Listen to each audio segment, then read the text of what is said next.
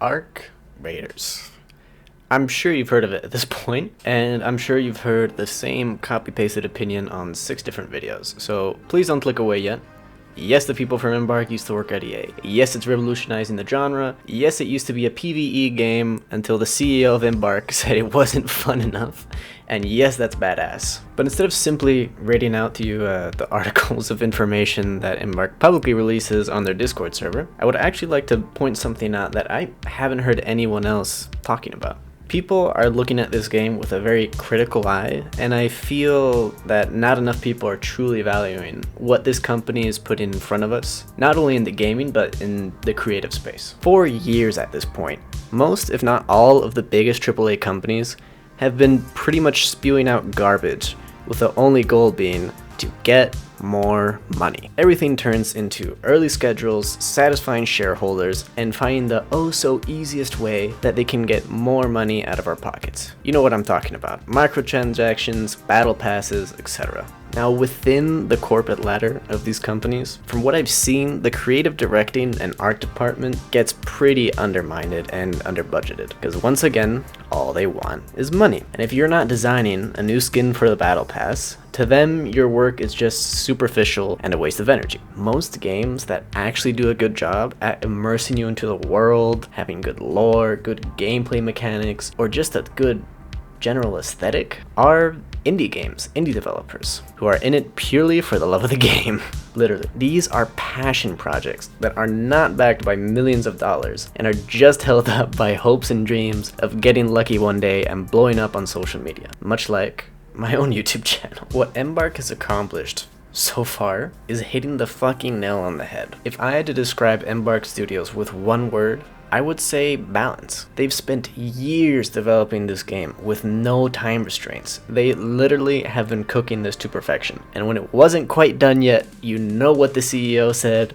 Nah fam, we gotta change the recipe. Now, being the kind of game that it is, it's not perfect. I myself have come across a bunch of bugs, but almost all of them have been pretty superficial and not game breaking in the slightest. And in the past 11 days of release alone, they've already released like 3 or 4 hotfixes for a bunch of them that I didn't even know about. That's not even counting all the server adjustments they've had to do. Which, by the way, these poor fucking guys, they had the server slam right. Its very purpose was to stress test the servers.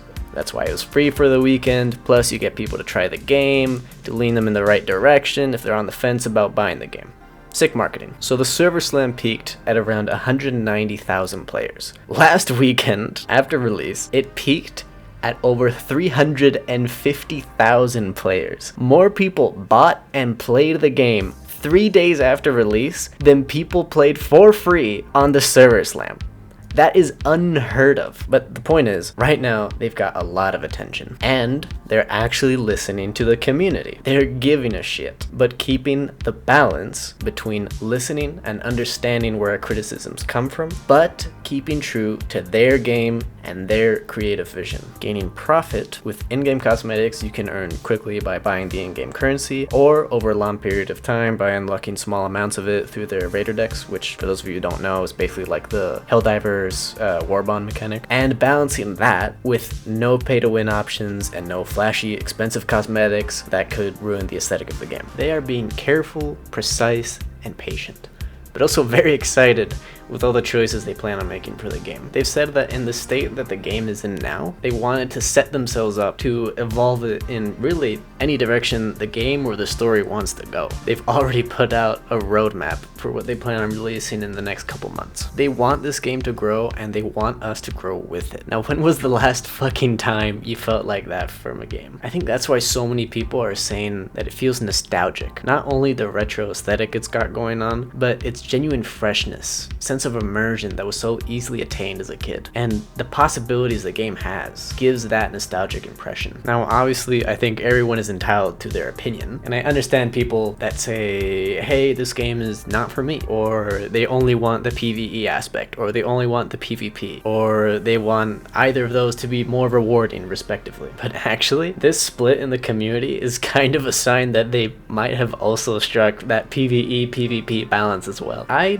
don't think games should be fun 100% of the time. It's the anticipation of fun that makes it rewarding in the end. You need that downtime to contrast the payout. When you get that super rare item, when you win that 1v3, when you finally kill that queen, especially if you're going for immersion, games that stimulate you 100% of the time aren't immersive. They're addicting. In my experience, I've had fun on both sides of PvE and PvP, but who knows? Maybe you haven't felt the joy and companionship of having a random team help you take out a Rocketeer when you're low on ammo and meds, as you all extract with full bags into the sunset. Or maybe you haven't felt the adrenaline rush of outsmarting your opponents in a 1v3 fight and saving your buddies. For me, I'm willing to trust Embark and their vision of the game, their mastery of balance, and overall the obvious passion they have for creating something of their own. I think that's something everyone should have the right to do in any public platform. And if you're at all interested in seeing me do that, consider subscribing. I'm trying to be more consistent uploading videos, so if you're in any way interested in any of the kind of content I make on here, leave a comment on which you prefer, because if you've seen any of my other videos, you'd know that I kind of like to do a bit of everything. So I'm flexible to whatever you're interested in seeing. No feed pics though. Unless you give me like a lot of money. Like a lot of money. Well, I mean, no, yeah, it'd probably be a lot of money.